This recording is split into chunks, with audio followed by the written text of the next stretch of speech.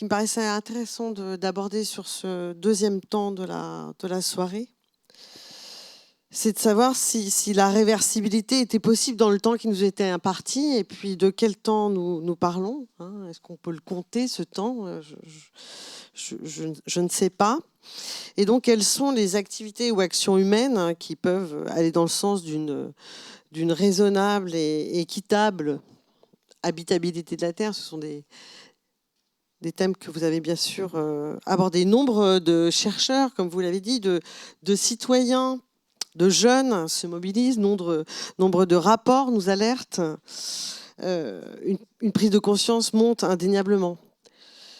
Donc si je fais une toute petite lecture de ces 30 dernières années, c'est peu à l'échelle de l'histoire de la Terre, certes, mais ce sont les nôtres. Le premier rapport du GIEC date de 1990. La première COP s'est déroulée en 1995. Le fameux « Notre maison brûle et nous regardons ailleurs » est de 2002. La première marche pour le climat date de 2014. Et en 2018, Greta Thunberg entame sa grève de l'école pour le climat. Et nous sommes en 2020. 30 années. Dans le crématorium austral, et je pèse mes mots, de cet hiver, l'équivalent de CO2 des 117 pays les moins émetteurs du globe est parti en fumée. En miroir, la Chine, plus gros émetteur de CO2 du monde, en état d'urgence, dû au coronavirus dont nous n'avons pas parlé ce soir, mais là je l'utilise pour vous parler d'autre chose, a vu la baisse d'au moins 25% des émissions de CO2 dans les 2 dernières semaines. Et ça, on l'a vu, on a vu des cartes, hein, qui ont été publiées. On le voit depuis les satellites. Alors, moi, ma question est la suivante, et c'est celle que je vais vous poser. Qu'attendent les nations pour reconnaître la crise climatique et surtout la reconnaître comme majeure? Être lucide, en somme, premier pas avant l'action. Ma première question ira vers vous, Pierre Cornu, puisque l'on a vu, les sciences de l'histoire et les sciences du climat sont intimement liées. C'est ce qui m'a semblé dans les premiers éléments qui ont été montrés ce soir. Alors j'espère que je ne vais pas vous déstabiliser avec cette question, mais voilà, j'ai le sentiment que l'effondrement, ce n'est pas demain, l'effondrement, c'est déjà là, quand on voit les graphiques que nous avons eus ce soir et que vous connaissez tous. Mais en même temps, ce n'est pas la première fois de l'histoire, et je ne parle pas des effondrements climatiques, hein, je parle de toute une série d'effondrements qui ont pu avoir lieu au cours de l'histoire contemporaine. Hein. Prenons la période du XXe siècle, par exemple. Et on a vu que les hommes, certains hommes, quand je dis hommes, évidemment, c'est au sens de l'humanité, ont su restaurer, réparer, se relever. Alors, c'est peut-être un peu vaste comme question, mais qu'est-ce qu'on peut relever, restaurer au regard de ces impacts climatiques observés? Merci. Alors, merci pour cette question difficile qui commence bien notre discussion. Est-ce que le micro fonctionne? Oui, merci bien. Bon, je crois qu'il est important, dans cette période effectivement de crise où la parole des scientifiques est mise en cause et sujette à critique, de dire d'où nous parlons. Moi, je parle du point de vue d'un historien spécialiste de la question agraire. Depuis la fin du XVIIIe siècle, je m'intéresse au développement de l'agriculture et à la manière dont l'agriculture est rentrée en relation avec le marché, avec la recherche scientifique et avec les politiques publiques. Et donc, mon terrain d'observation, c'est le développement agricole et rural, et c'est la montée en puissance de l'agriculture moderne, dont on a vu effectivement le problème de soutenabilité dans le monde dans lequel nous sommes. Même si l'historien s'intéresse au passé, il vit dans le présent, et il travaille sur les questions du présent. Et donc, le contexte actuel, la crise climatique, la crise de la biodiversité qu'il faut impérativement lier, questionne la manière dont nous faisons de la recherche sur l'histoire des systèmes agraires, des consommations alimentaires et du rapport plus généralement des sociétés humaines à leur environnement. Ce qui signifie que les historiens qui, jusqu'à il y a peu de temps, considéraient qu'ils appartenaient au champ des humanités et des sciences sociales, se rendent compte qu'ils doivent renouer avec l'histoire naturelle, qu'il faut qu'ils reviennent sur l'histoire des flux, de la matière, de l'énergie, du carbone, et qu'il faut revenir vers des compétences de type scientifique pour comprendre les processus. Alors, cette question de savoir comment l'historien considère ce qui peut être guéri, ce qui peut être régénéré, je dirais, bon, pour répondre en deux temps, mon premier élément de réponse sera plutôt pessimiste. Si vous grimpez à un arbre pour y cueillir un fruit ou pour y sauver un chat, vous allez arriver tout en haut et vous allez vous rendre compte qu'il n'y a pas le chemin que vous avez pris pour monter n'existe pas pour descendre. D'abord, vous n'êtes pas dans le même état physique que quand vous êtes monté, vous avez le vertige, il y a des prises qui ne fonctionnent pas à l'envers, et donc il faut prendre un autre chemin, et on ne peut pas prendre un chemin historique à l'envers. C'est-à-dire que tout ce que nous avons accumulé depuis les débuts de l'ère industrielle, la manière dont nous avons sélectionné le végétal, l'animal, dont nous avons modifié les écosystèmes, dont nous nous sommes modifiés nous-mêmes, n'a pas de marche arrière. Et donc, ce qu'il faut faire, ce n'est pas revenir à un état du passé jugé souhaitable, c'est produire des futurs qui soient soutenables, effectivement en considérant ce que l'histoire peut nous apprendre de la manière dont les processus se sont produits, mais il n'y a pas de désescalade. La décroissance n'est pas l'inverse de la croissance. Et donc, effectivement, il faut partir de l'état du monde dans lequel nous sommes, des héritages positifs, négatifs, et regarder l'espace des possibles.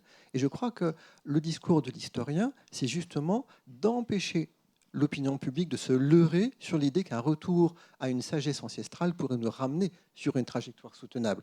On doit faire avec le monde, l'humanité, les animaux, les végétaux que nous avons aujourd'hui. Et c'est ça le défi principal. Et je crois que l'historien est utile à dire non.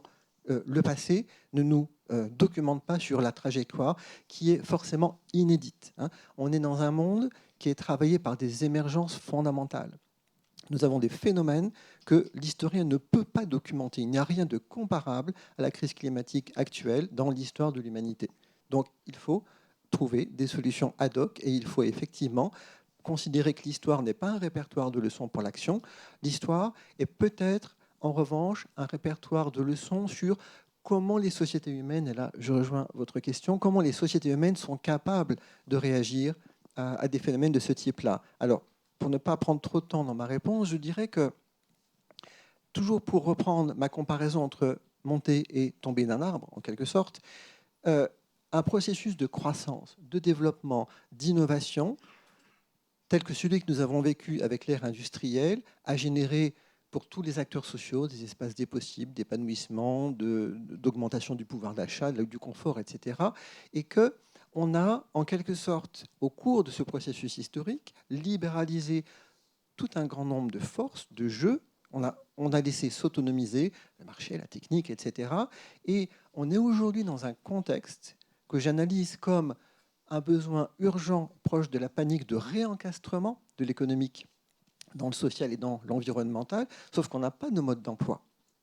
C'est-à-dire que ce qu'on a ouvert comme espace de jeu dans la croissance industrielle ne peut pas servir de mode d'emploi pour remettre l'économie, les usages de l'énergie, la production, les consommations dans l'épure des urgences environnementales.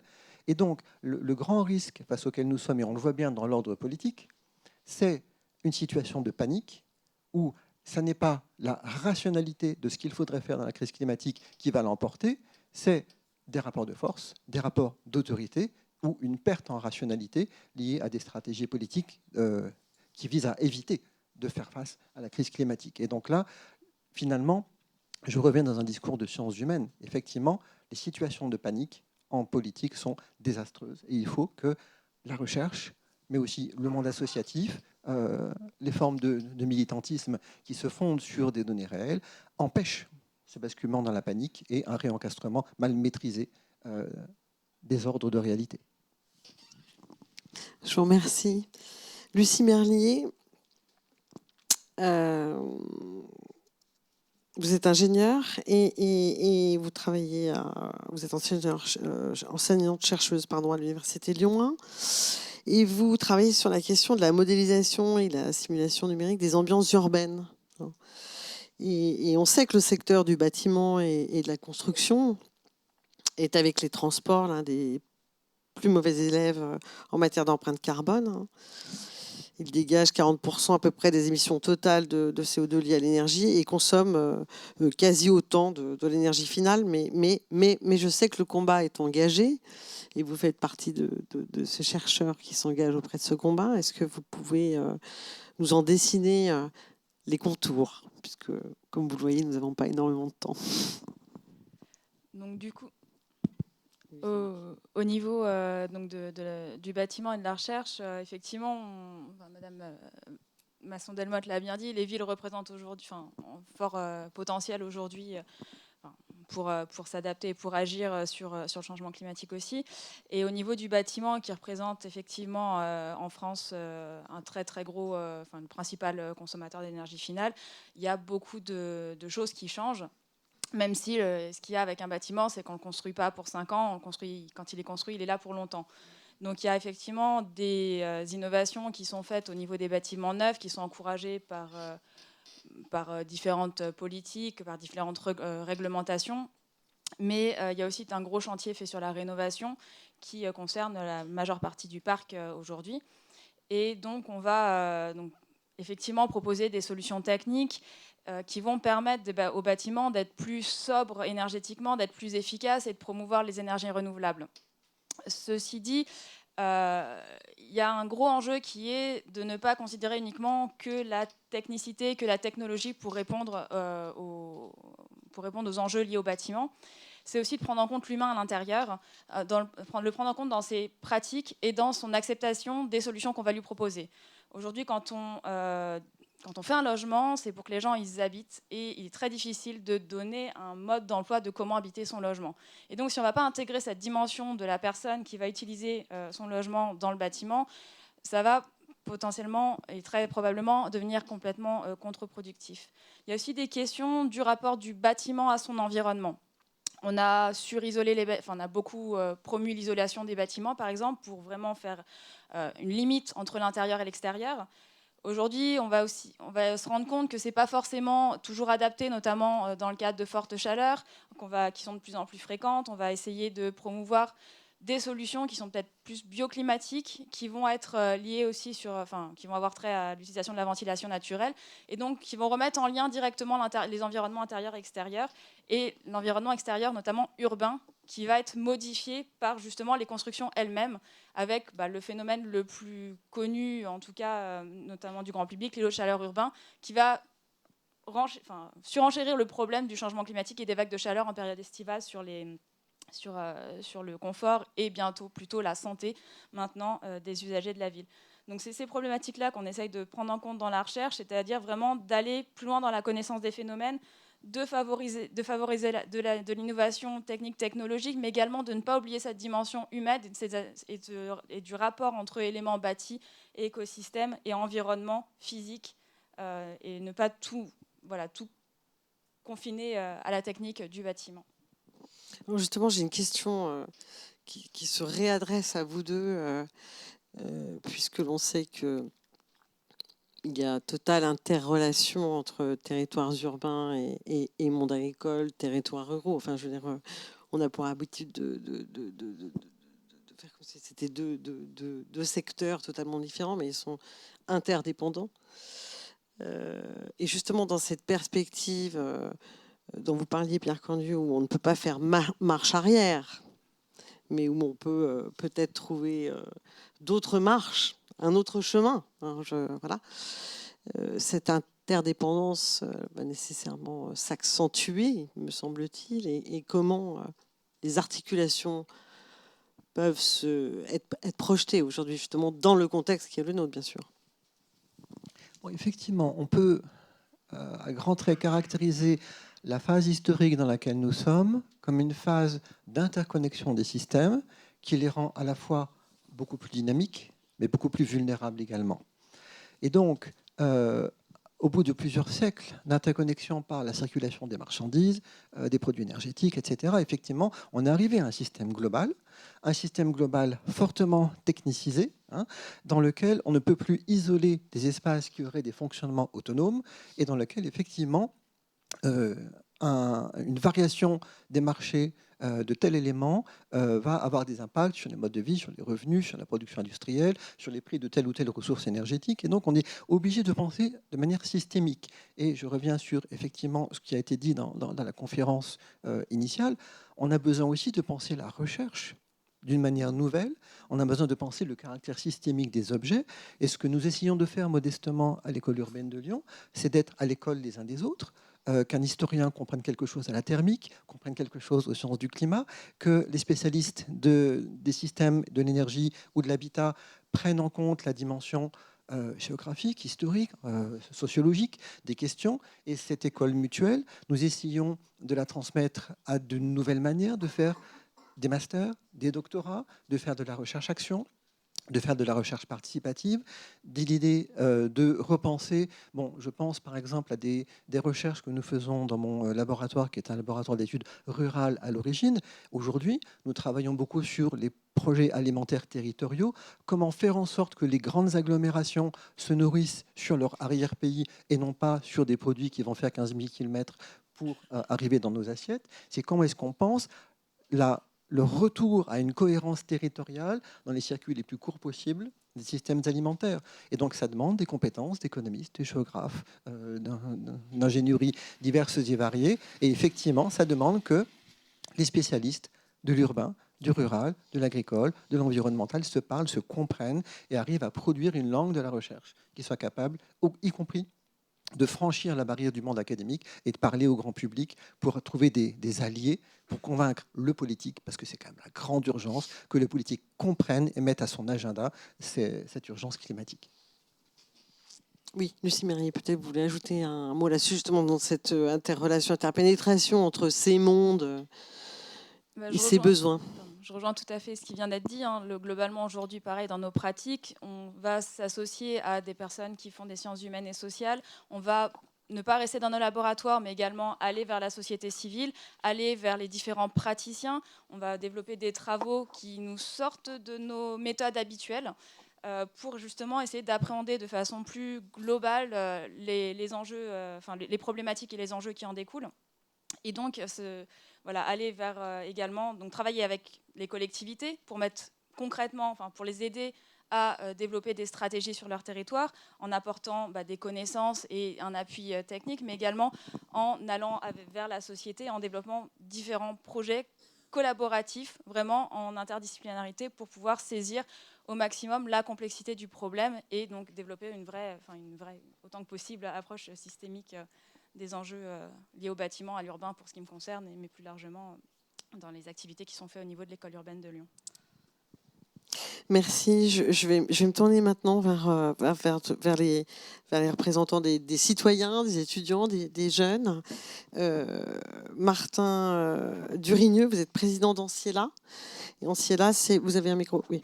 Anciela, c'est une association, pour ceux qui ne le sauraient pas, qui suscite, encourage, accompagne des initiatives et des engagements citoyens, et donc en faveur de la transition écologique et solidaire. Hein. C'est quelque chose qui est cette question d'ailleurs, on ne l'a pas abordée parce qu'on ne peut pas tout aborder, mais la question sociale est évidemment tributaire de la question écologique. Donc, quels sont ces citoyens qui font remonter des initiatives parce qu'il y en a peut-être ici, nous en sommes peut-être, voilà, parce que nous en sommes tous, voilà. Et quel type d'initiative se dessine? Je dirais qu'ils les font plus que remonter, ils les mènent, ils se battent pour qu'elles existent et qu'elles vivent très concrètement dans leur réalité. Nous, Anciela, c'est une association lyonnaise, on existe depuis un certain temps, la pépinière elle a 6 ans.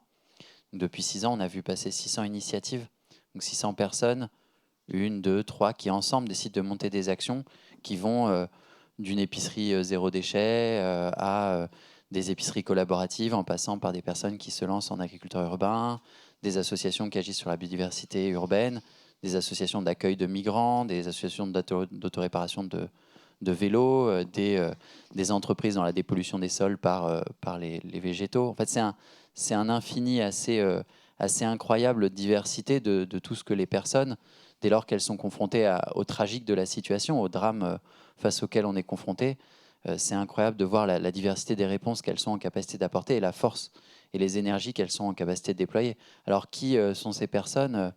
C'est aussi infini que les initiatives qu'elles montent, c'est-à-dire que la personne qui va monter un projet de dépollution des sols, c'est un ancien agro qui, après avoir travaillé dans les sols pollués, s'est dit que ce n'était pas possible de les laver sur des méthodes industrielles.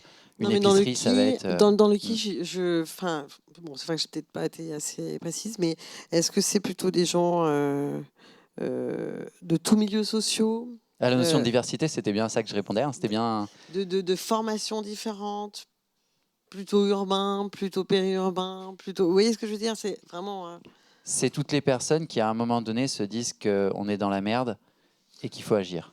À partir de là, je ne crois pas qu'il y ait de classe sociale et je ne crois pas qu'il y ait de territoire qui prédestine à avoir envie d'agir. Après, comme Anciela est au cœur de Lyon, proportionnellement, on va plutôt avoir des personnes qui sont à proximité. Et il y a quelques jours, Fanny me partageait qu'elle avait accompagné un collectif qui montait des actions d'habitat partagé à Villefranche, qui était venu jusqu'à nous pour être accompagné, ce qui me semble un petit peu extravagant en termes d'efforts, parce que c'est quand même un peu loin. Donc nous, on va avoir des personnes de toute la région lyonnaise. Et pour moi, on a tous les âges. On a vu débarquer des personnes de 16 ans, on en a aussi de 80. Je me souviens d'un guide qui a été monté, un guide des alternatives autour de Saint-Genis, Oulin, de Ouest Lyonnais, par deux personnes, Edith et Jean Metzger, qui doivent atteindre, Edith doit atteindre la 80 et Jean est décédé il y a un an. Ils étaient dans notre cuisine, ils ont 80 ans, militants écolos depuis les années 80. Et à côté, on va avoir aussi des personnes qui arrivent de la grande industrie, qui travaillent chez Nespresso et qui se disent que c'est pas possible de fabriquer des machines à café qui servent à rien. Donc en fait, je serais incapable de dire en fait un profil. Par contre, je vois des personnes avec des intentionnalités différentes. C'est-à-dire que des personnes qui viennent de quartiers populaires comme moi, ils vont arriver avec une envie de se battre et d'agir. Des personnes qui arrivent de milieux où ils ont été pressurisés professionnellement, ils arrivent avec une envie de souffler de bienveillance et que leurs alternatives elles signifient aussi cette bienveillance. Je dirais que d'où on part, notre histoire, c'est pour reprendre un peu l'image de Pierre Cornu, notre histoire, elle prédestine une certaine, des défis qu'on va avoir à affronter. En fonction de ce que les personnes ont vécu, elles arrivent avec potentiellement ces défis-là. Et effectivement, on va avoir des alternatives, des personnes qui ont un peu vécu le commerce parce que leur famille, leur grand-père étaient dans le commerce. Elles vont peut-être avoir envie de lancer une épicerie zéro déchet ou une épicerie bio locale. Parfois, on a des inattendus. Je pense à Aneta qui a monté à la source. Elle est polonaise, elle travaille dans les ressources humaines et elle monte une épicerie zéro déchet. Donc, je ne saurais pas dire pourquoi. Parce que le zéro déchet, à un moment donné, ça l'a touchée et elle s'est lancée après un événement inattendu dans sa vie. C'est assez intéressant de demander aux gens pourquoi ils se bougent. On a des discours qui sont incroyables. Je me souviens d'un agent, que j'accompagne, d'un agent immobilier qui dirige une agence immobilière qui me raconte que lui, il a eu une prise de conscience. Il bosse aujourd'hui avec l'université, son asso s'appelle Odysseus. Donc ils sont sur des plongées dans les lacs pour voir les pollutions, soit les trottinettes, soit les armes qui ont été déposées après la Première Guerre mondiale dans le lac Léman. Et lui, son déclic, il me raconte, j'étais dans mon agence immobilière, directeur de son agence, tout le monde part, il se met à regarder des vidéos, il tombe sur une vidéo de cétacés qui sont torturés et mis à mort aux îles Féroé, et au bout de, il est 18h, à minuit, 1h, sa compagne lui téléphone, qu'est-ce que tu fous? Il dit, je sais pas, ça fait 3h, 4h, je regarde des vidéos, il fait tout noir dehors, il n'a pas allumé la lumière, il est sur son ordinateur, et là il se dit, c'est pas possible. Donc il passe les examens de plongée qu'il avait passés quand il avait 18 ans, où finalement il était trop foufou pour passer ses examens de plongée. On lui a dit non, vaut mieux que tu fasses du ski, c'est plus sûr. Et il dit là, il les passe et il achète un bateau, il se met à mettre en place plein d'actions. Et en 2 ans, c'est incroyable tout ce qu'ils ont fait. Et c'est en regardant une vidéo sur YouTube sur les cétacés aux îles Féroé. Donc c'est à un moment donné, notre société, elle est face à des drames assez significatifs. On a vu les graphiques, on a vu les chiffres. Je pense qu'ils sont explicites. C'est la merde. Maintenant, on a en nous une force incroyable d'action et on peut changer beaucoup de choses. Le monde n'a pas été confronté pour la première fois à une situation merdique. Ce n'est pas la première fois dans notre histoire. On a vécu la France écrabouillée, avilie, salie, souillée ici à Lyon en 1940, 1941, 1942, 1943, 1944. La France était au fond du trou. Et elle s'est révélée, elle s'est réveillée, elle s'est battue. En 1917, on était à deux doigts du désastre. La France aurait pu s'effondrer face aux armées allemandes. Et vous avez un homme qui monte à la tribune, qui s'appelle Georges Clemenceau, qui dit « Vous me demandez ma politique. Politique intérieure, je fais la guerre. Politique étrangère, je fais la guerre. Je fais et je ferai la guerre jusqu'au dernier quart d'heure parce que c'est nous qui allons avoir le dernier quart d'heure. » C'est la force de la volonté. Quand on demandait aux diplomates allemands pourquoi les Allemands avaient perdu la guerre, parce qu'ils n'avaient pas Georges Clemenceau. Parce qu'à un moment donné, les hommes ont cette force aussi de se dire, face au tragique, on va se battre, on ne va pas désespérer et on ne va rien lâcher.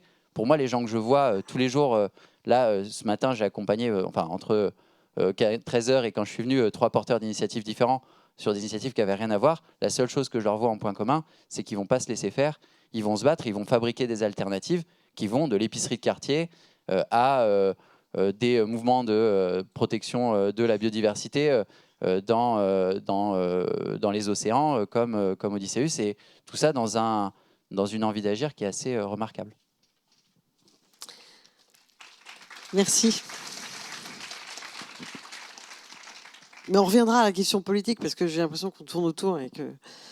Parce qu'on voit bien quand même, les scientifiques se mobilisent, des tas de citoyens se mobilisent. On va parler des étudiants et des jeunes maintenant avec vous deux. Mais c'est vrai qu'il y a quand même un petit problème. Bon, ceci dit, on vote bientôt, là, je crois. Enfin, si rien n'est annulé, il y a une marche pour le climat, il y a une grève pour le climat. Enfin, on est dans une semaine extrêmement chargée et cette soirée tombe très, très bien. Inès Pitavi et Paul Maillard, vous avez été étudiants et donc vous représentez le manifeste étudiant pour un réveil écologique qui a été lancé en 2018, qui a réuni plus de 32 000 signatures. Et donc, au-delà, c'est un peu la question que je posais à Martin Turigno, au-delà de l'adhésion au manifeste, comment imaginez-vous le passage à l'action ? Et j'ai vu que vous aviez deux thèmes sur lesquels vous aviez envie d'appuyer, qui étaient la formation et le choix dans l'emploi. Donc, est-ce que vous pouvez nous en dire un peu plus ? Et merci d'être là. Alors merci à vous. Donc effectivement, tout est parti, ce collectif pour un réveil écologique est parti du manifeste.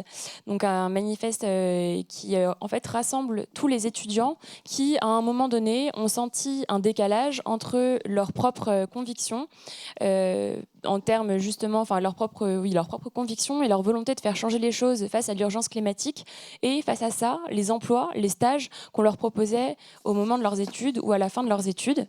Et donc c'est vrai que ce manifeste a vraiment réussi à rassembler beaucoup d'étudiants autour de cette cause-là. Et donc, comme vous le soulignez, il y a effectivement plus de 32 000 signataires. Et donc, grâce à ce succès-là, pour le manifeste, les étudiants donc, qui étaient à l'origine de ce manifeste-là se sont organisés en collectif. Et effectivement, maintenant, cherche à développer donc 2 axes différents que sont donc la formation et l'emploi de l'autre côté. Donc, pour la formation, il s'agit vraiment en fait dans les écoles, dans les universités, effectivement dans toute forme de formation, de donner aux étudiants les moyens d'agir concrètement, et nous aussi de notre côté de les encourager à agir en leur donnant des outils très concrets pour justement aller voir leurs enseignants, essayer de constituer des groupes de travail, essayer vraiment donc de réveiller au sein de leurs établissements les initiatives qui peuvent être portées. Et donc, on essaie vraiment aussi de les accompagner par rapport à ça. Nous-mêmes, on était en discussion avec notamment des groupes de travail, par exemple avec le ministère dans l'enseignement supérieur, ce genre de choses. Et du côté des entreprises, je vais peut-être laisser la parole à Paul. Donc, du côté des entreprises, on a aussi mis en place des outils concrets. Donc, tous ces outils, vous pouvez les retrouver sur notre site internet. Donc, c'est des outils pour aider tous les jeunes, que ce soit étudiants ou qui à la recherche d'un stage, ou bien des jeunes diplômés à la recherche d'un emploi engagé, pour trouver un employeur engagé dans la transition. Donc, pour cela, on a plusieurs volets. Donc tout d'abord, on l'aide à trouver on l'aide à se poser les bonnes questions déjà sur qu'est-ce qu'il veut faire, donc sur ses valeurs, Donc, quelle est la finalité des produits sur lesquels il veut travailler, de l'organisation de la chaîne de production, de l'impact de l'entreprise, que ce soit sur le climat, sur la biodiversité, sur l'utilisation des ressources, sur la formation au sein de l'entreprise, sur les problèmes environnementaux. Et donc, on l'aide à trouver ces ressources pour répondre à ces questions. Ensuite, on a un deuxième volet pour l'entretien d'embauche, donc sur comment réussir son entretien tout en obtenant des informations sur l'entreprise, sur sa stratégie vis-à-vis de l'environnement. Donc on a une série de questions sur le site qui peut être utile. Donc c'est souvent des questions sur quels sont les problèmes, aller chercher quel est certains points qui posent problème chez l'entreprise, donc certaines pollutions, et aller leur poser la question, qu'est-ce que vous faites pour ça, voilà. Donc ça permet de montrer qu'on est intéressé par l'entreprise sans compromettre donc ses chances à l'entretien. Et enfin, on a un dernier volet donc pour ceux qui sont déjà engagés dans une entreprise, qui sont déjà employés.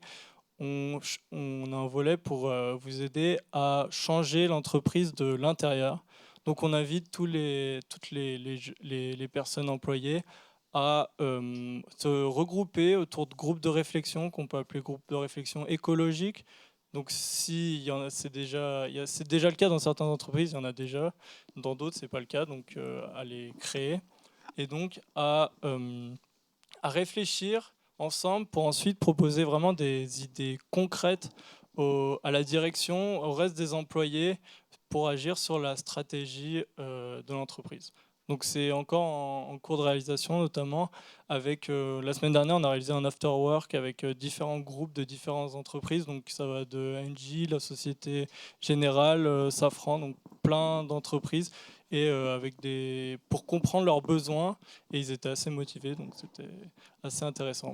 Et enfin, dernier point aussi, on rencontre pas mal de dirigeants, donc de grandes entreprises.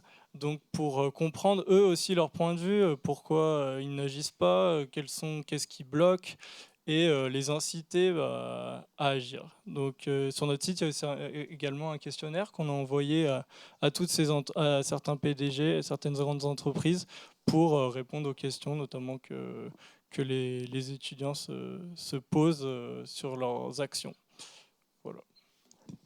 Je vous remercie d'ailleurs à propos de questionnaire. Il y a sur les tables une petite fiche en papier que vous êtes invité à renseigner si vous le souhaitez, pour faire remonter un certain nombre d'initiatives. Alors, donc je vois qu'il y a énormément vous l'avez dit Martin Durigneux, beaucoup de citoyens, d'une diversité totale, donc qui ont envie d'agir et qui agissent d'ailleurs, pas simplement envie, mais qui agissent, des étudiants qui se mobilisent, des scientifiques qui se mobilisent.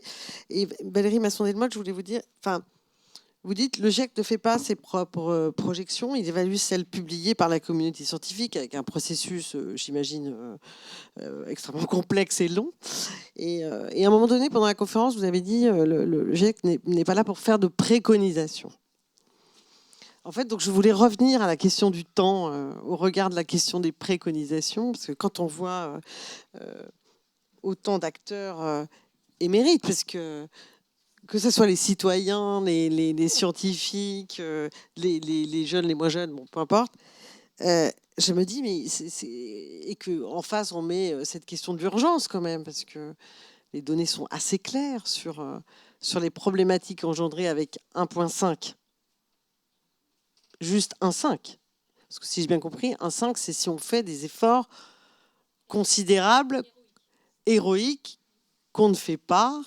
Et quand je dis on, c'est pas c'est pas nous tous là, addition, c'est nous, c'est les nations. Enfin bon, je pense aux grandes entreprises, je pense aux États. Voilà, comment organiser cette espèce d'alignement des planètes entre l'ensemble, la diversité de ces citoyens, quels qu'ils soient, pour obliger. Je veux dire, est-ce qu'il serait possible d'imaginer un système qui ne serait pas dictatorial, même éclairé, mais un système pour obliger à passer de la prise de conscience à l'action, et à l'action à tous les niveaux, à tous les étages. Alors, je vais donner un avis personnel. Je pense qu'on a perdu beaucoup de temps. Et les initiatives qu'on voit avancer, par exemple en Irlande, au Royaume-Uni, l'Assemblée citoyenne pour le climat, en France, la Convention citoyenne pour le climat, si on avait eu ça en place il y a une trentaine d'années, je pense que ça aurait complètement changé la conversation. Moi, je vois une conversation qui change. Je vois beaucoup de gens qui, tout simplement parce qu'ils ont du bon sens et qu'ils observent autour d'eux, se rendent compte de la vulnérabilité de nos sociétés par rapport à l'état du climat. Ce n'est pas les connaissances scientifiques, je crois, qui jouent. C'est l'observation de la réalité des effets, et des effets pour lesquels on n'est pas prêt, qui, à mon sens, a le plus d'impact. Je vois aussi en fait des conversations qui changent parce qu'il y a eu ce mouvement de la jeunesse, c'est très frappant. Les conversations qui changent dans les entreprises. L'effet du manifeste étudiant, par exemple, il a beaucoup secoué les dirigeants d'entreprise. Peut-être vous ne le voyez pas, mais en tout cas, moi, dans les rencontres que j'ai eues, c'est peut-être ce qui les a le plus marqués, avec l'idée de se dire, mais on a besoin du capital humain. Comment faire en sorte de motiver les plus jeunes à venir travailler chez nous, comment les garder, ceux qui ont aussi le sens de l'intérêt général. Donc moi, je pense que la conversation change. Je vois en fait une prise de conscience à tous les niveaux de la société, dans tous les pays, peut-être plus forte dans les pays les plus vulnérables qu'ici, d'ailleurs. Ce qui peine à se mettre en place, c'est plutôt la manière d'agir, le plan d'action. Et d'ailleurs, on parle d'élections. Moi, je lis les brochures que je reçois pour les élections municipales. Et il y a encore souvent un discours qui peine à s'accompagner d'un projet concret de mise en œuvre. Et avec ce besoin de démarche participative, c'est-à-dire de créer, pour moi, un équivalent de convention citoyenne, plus à l'échelle locale, plus à l'échelle de territoire, pour justement utiliser toute cette intelligence collective qui est là, pour aussi en fait se mettre un peu plus à la place des uns des autres et voir comment on peut avancer ensemble dans le meilleur de ce qu'on peut faire, c'est-à-dire en embarquant tout le monde et en créant des opportunités et pas simplement en faisant peser quelque chose qui soit imposé. C'est vraiment dans l'autre sens. Et très profondément, je pense que la question du changement climatique, elle demande de repenser notre vie démocratique. Elle demande d'inventer d'autres formes, en fait, de délibération qui, aujourd'hui, n'existent pas. Alors, c'est une question peut-être pour vous qui êtes historien aussi. Je me suis demandé, et je n'ai pas la réponse à ça, comment on a construit notre gouvernance aujourd'hui. Par exemple, comment on a construit d'avoir un ministère de l'Environnement, un ministère de la Santé, un ministère de l'Environnement plus récent. Et qu'est-ce que ça pourrait prendre de repenser une autre forme de gouvernance qui soit adaptée à la question de l'action par rapport au changement climatique, parce qu'on voit que la gouvernance qu'on a aujourd'hui ne fonctionne pas pour cet enjeu-là. On voit que les querelles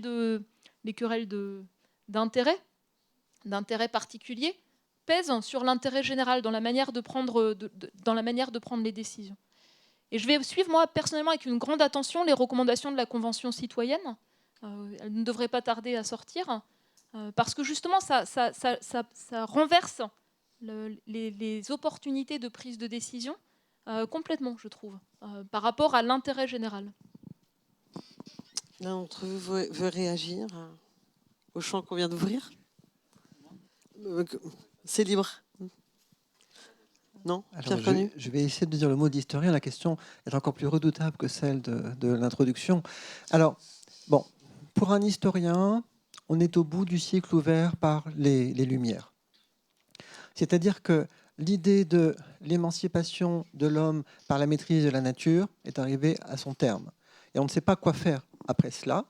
Et simplement, la grande difficulté où on est, et ce qui rend les scientifiques perplexes, c'est qu'on reste sur la croyance qu'il suffit de diffuser le savoir, qu'on va éduquer, qu'on va informer, qu'on va apporter des rationalités, et que malgré toutes les inerties, malgré toutes les lenteurs, on finira par convaincre tout le monde, même les politiques, même les chefs d'entreprise. Et on constate que si ça se produit, ce sera trop tard, on n'est pas dans le bon tempo pour ça, et on a plutôt des signes contraires, qu'on a pas simplement de l'inertie, on a de la résistance très forte à l'idée de répondre à l'urgence du changement climatique, et qu'il faut penser des situations de conflits, et de conflits ouverts, forts, avec des systèmes de gouvernance étatiques, internationaux, liés à des firmes, etc. Et qu'il est très difficile de savoir comment on peut dépasser ces blocages. Alors peut-être qu'effectivement, pour répondre à votre question plus précisément, il faut rappeler que la mise à l'agenda des politiques publiques de l'environnement s'est faite dans des conditions très particulières dans les pays industrialisés, qu'elle s'est faite d'abord sur l'argument de la qualité de vie, qu'elle s'est faite aussi sur l'idée de garder des bulles de nature sauvage dans certains pays, qu'elle s'est faite sur l'idée qu'on allait diviser le monde de manière duale entre le monde de la productivité et de la performance et le monde de la récréation, de la contemplation et du loisir, et que le moment où on s'est rendu compte qu'il n'y avait plus un espace sur la Terre qui n'était pas impacté par le phénomène de l'industrialisation, ça a été très tardif pour dire, bon, allez, on ne peut plus faire des grands parcs naturels pour sauver la nature. Maintenant, on est tous concernés. On est concernés dans nos corps par tous les éléments de perturbation de nos métabolismes, etc. Et donc, il n'y a plus de sanctuaire. Et donc, il faut sortir de la mythologie à la fois de l'île paradisiaque et de l'Arche de Noé, et se dire que c'est le système Terre ou rien. Et ça implique un changement complet de perception des régimes de l'action, et donc on ne peut plus se reposer sur les recettes de l'éducation, de la transmission, etc. Et puis il faut bien voir que ce qui nous rend vulnérables, nous scientifiques, aujourd'hui, c'est que nous avons perdu le dialogue avec le politique. C'est-à-dire que, bon, je prends l'exemple de la France que je connais le mieux. Quand Charles de Gaulle fonde la Ve République en 1958, ils font la Délégation générale à la recherche scientifique et technique. Ils fondent l'ancêtre du ministère de la Recherche avec un très fort volontarisme d'État. L'idée, c'est de faire de la France un acteur majeur de la scène scientifique mondiale. C'est le soft power, mais c'est aussi la recherche nucléaire, etc. C'est l'idée qu'il faut une courroie directe entre le politique et le scientifique. Et c'est dans une stratégie assumée de puissance. Et puis, petit à petit, il y a eu la victoire du modèle plus anglo-saxon de l'économie de la connaissance fondée sur la recherche et développement privé. La France, les pays européens se sont en grande partie alignés sur ces modèles de gouvernance par le marché de la recherche. Les cabinets ministériels ont perdu leur culture scientifique et technique. Et il devient difficile d'arriver avec des équations complexes ou des modèles près d'un cabinet ministériel pour expliquer, voilà, c'est cela, les variables sur lesquelles il faut agir. Et donc, retrouver une langue commune, une culture commune avec le politique, c'est urgent, mais c'est très difficile parce qu'on a des trajectoires qui se sont éloignées dans un temps proche. Et puis, des sciences comme l'écologie, la climatologie sont très, très éloignées du politique dans leur genèse. Autant certaines sciences comme la physique nucléaire et d'autres ont une habitude de longue durée du dialogue avec le politique, pas forcément pour les mêmes raisons d'ailleurs, mais des sciences comme l'écologie, les sciences de la biodiversité n'ont pas du tout l'habitude de jouer le rapport de force avec le politique. Et c'est là qu'il faut qu'on soit très très bon, très très vite.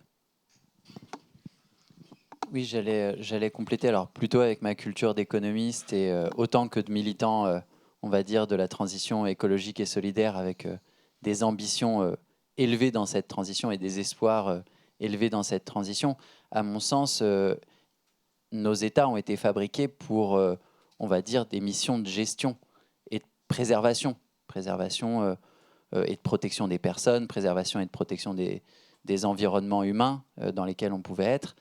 Et aujourd'hui, on est face à des transitions civilisationnelles. Pierre Cornu, pour être entièrement en accord avec lui, on a connu une grande mutation à la fin du Moyen-Âge. Les Lumières ont été, d'un point de vue intellectuel, la sanctuarisation d'idées qui était celle que cette transformation à la fin du Moyen-Âge avait fabriquée, d'idées de liberté, d'idées de progrès économique, matériel, social, humain, centré autour de la liberté, donc cette autonomie que les personnes ont à décider par elles-mêmes. Aujourd'hui, on est face à un grand virage civilisationnel qu'on peut vivre en toute tranquillité, en toute quiétude. On va le connaître avec une préoccupation qui est quand même particulière, c'est cette urgence climatique. Sans cette urgence climatique et cette urgence de la biodiversité, je dirais qu'on pourrait le vivre tranquillement en se disant on est en train de fonder des évolutions, nos enfants, nos petits-enfants, nos arrière-petits-enfants vont les parachever après nous. On n'a malheureusement pas ce loisir d'attendre que nos petits-enfants et nos arrière-petits-enfants parachèvent les évolutions qu'on va devoir mettre en œuvre. Nous, on doit les accélérer dans un monde qui s'accélère et on est, à mon sens, sur des mutations fondamentale de valeur. Et c'est aujourd'hui, je le vois dans ce qu'on vit aujourd'hui avec des ambassadeurs du changement, qui est une action d'Anciela plus spécifique, où c'est des personnes qui sèment des graines de transition partout autour d'elles, dans leur entreprise, dans leur quartier, dans leur immeuble, quand ils parlent de leur alimentation à leur grand-mère pour changer le repas de Noël. C'est au jour le jour, le corps à corps avec la société, un combat de tranchées pour que pied à pied, la transition s'ancre partout. Et de voir ces profils de personnes qui arrivent d'univers très différents, avec des personnes de chez, ce que j'ai en tête, de chez Bosch, de Leroy Merlin, d'autres qui sont instis, d'autres qui sont dans le monde, on va dire, de la production, qui sont ouvriers, artisans, et qui arrivent avec l'idée de dire, moi, je veux faire bouger les choses, je fais comment avec mes collègues, je fais comment avec mes voisins, comment est-ce que je peux passer des messages. J'ai compris qu'il fallait plus prendre l'avion, comment je le dis à tout le monde, parce qu'ils veulent tous partir en Nouvelle-Zélande. Et là, il me dit, j'ai gagné. C'est un gars qui était à Champagne au Mont-d'Or qui me dit, j'ai gagné, on est parti au Portugal. Donc c'est vachement mieux déjà. Et tu dis, bah, l'année prochaine, on va repartir dans la Drôme, quoi. C'est le prochain défi. Là, va falloir convaincre tous tes amis qu'on est. Et lui, il dit, bah, en fait, moi, j'avais un jardin hyper classique avec une piscine, tout ça. J'ai tout changé. Maintenant, il y a des trous pour que les hérissons passent chez les voisins. Et donc, on le voit, ça bouge. Et je suis désolé, moi, j'ai 60 ans, j'ai foutu le bordel. Je dis, c'est pas grave, il t'en reste encore 20 à vivre. Donc, c'est le moment de taffer dur, quoi. Et pour moi, c'est ça. Marx le dit bien, à mon sens. Il y a des transformations de civilisation. À un moment donné, on est, nous, aliénés par deux grands phénomènes, le consumérisme et le productivisme. C'est-à-dire qu'on est maladivement attaché à notre identité liée à notre consommation. Ça, c'est là où j'ai grandi. Mes potes des quartiers, quand j'étais gamin, moi, j'étais fils d'instituteur. Donc, concrètement, je pense que j'avais peut-être les plus gros revenus de mes potes, quoi. Mais pourtant, ils me traitaient de clochard parce que j'avais pas de marque. Et ça, c'est le consumérisme. C'est comment, à un moment donné, quand je rentre chez moi dans mon quartier, c'est les écrans géants. J'ai jamais vu ça. À chaque année, on gagne 10 cm. En 4G, enfin, c'est plutôt d'autres termes, je sais plus qui veulent dire le niveau de qualité de l'écran que je connais pas, où ils m'en parlent pendant 15 minutes pour expliquer qu'on va mieux jouer à tel ou tel jeu. Ce qui est sympathique et tout à fait vrai, mais qui est assez quand même sans gravité. On pourrait tout à fait continuer à jouer sur la télé auquel on jouait il y a 5 ans, c'était pareil. Ça, c'est le consumérisme. Et je dirais, moi, où j'ai fait Sciences Po, donc j'ai été plutôt avec, dans ce qu'on pourrait appeler la bourgeoisie intellectuelle. Là, c'est plutôt le productivisme qui nous tient. C'est avoir un bon job qui a du sens, où nos parents, ils nous disent, mon père, quand j'étais jeune, qui me dit, c'est 1 an que je faisais Anciela à temps plein en tant que bénévole, et à côté, je donnais des cours particuliers, et qui me dit, bah, voilà, il faudrait quand même que tu trouves un boulot. Je fais, bah oui, c'est vrai que tu me donnes un peu d'argent, donc je comprends. Bah, si tu veux, donne-moi un peu moins et je vais donner plus de cours pour les entreprises de cours particuliers où je travaillais. Et il me dit, non, mais c'est pas pour ça, hein, c'est pour ta place dans la société. Ça, c'est le productivisme. C'est dire, bah, le job que j'ai, et moi je dis, mais papa, même si je devenais président de la République, ce serait toujours Anciela, en fait, en moi. Je serais toujours président d'Anciela avant d'être président de la République. Je le ferais par délégation. Je suis devenu président de la Maison de l'Environnement, sauf que c'est Anciela qui vibre là. Je suis en train de fonder un institut de formation dédié à la transition écologique et solidaire pour les personnes en évolution de vie professionnelle, sauf que c'est Anciela qui vibre là. Je me suis rendu compte qu'à chaque fois que je présente l'institut, je parle pendant 1 heure de ce que c'est la spiritualité, la philosophie d'Anciela. Et ça, je pense que pour moi, c'est qu'à un moment donné, il y a un jour des gens qui vont dire non, mais en fait, j'ai pas besoin de consommer autant et j'ai pas besoin de travailler de cette manière-là. Et à partir de là, je suis beaucoup plus libre. Et à ce moment-là, Marx le dit, on sort de la préhistoire humaine. Les hommes sortent du moment où ils se battent avec la nature, ils se battent avec eux-mêmes, ils se battent avec les autres.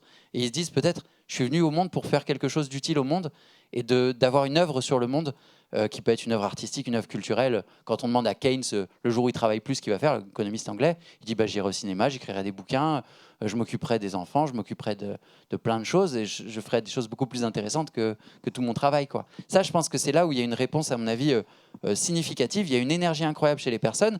Où elle se déploie? Est-ce qu'elle doit se déployer dans des boîtes où globalement on ne répond pas aux enjeux parce qu'on fabrique des machines à café qui ne servent à rien ou d'autres objets? Je prends Nespresso, je pourrais prendre d'autres trucs mais peut-être qu'il y a des gens que je choquerais. Nespresso, je me dis quand même, ça n'a pas trop de risques. Mais du coup, ou des chaussures qui servent à rien, enfin, je veux dire, ou des paires de chaussettes qui se trouvent, ou de savoir qu'on est dans une boîte qui fait des vêtements et on sait très bien qu'ils sont faits pour se trouver. On sait très bien qu'on met pas notre énergie au bon endroit. Mais on cherche des opportunités et quand elles apparaissent, on peut mettre notre énergie dedans. Et ça veut dire accepter potentiellement de consommer significativement moins pour peut-être contempler plus, agir plus, vivre mieux, s'engager mieux et par ailleurs travailler dans des endroits qui ont vraiment du sens. Et j'espère que certaines de nos entreprises vont pouvoir bouger parce qu'il y en a on en a besoin, qu'elles vont pas. Je discutais avec des gens qui étaient dans le RTE, qui étaient dans le transport d'énergie. Et on aura toujours besoin de ces métiers-là. Donc à elles de se transformer. Il y en a, si elles disparaissent, je ne vais pas verser de larmes, quoi. Bon, en tout cas, merci parce que vous avez plein d'énergie et franchement, je pense qu'on en a besoin.